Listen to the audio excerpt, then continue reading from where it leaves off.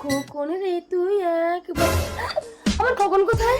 আমার খোকন, আমার খোকন। আয় মুকুড়ি, ছেলে রেখে তুই কাজ করাচ্ছিস? হ্যাঁ, কাঁদিস না, তোর ছেলে আছে, তুই চল। কোথায় আমার এই তো তোর ছেলে।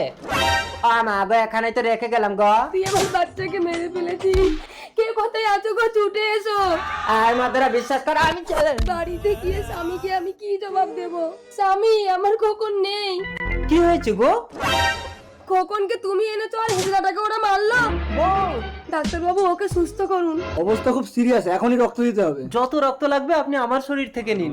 ওকে, সরি। ডাক্তার বাবু, আমার স্বামী কেমন আছে?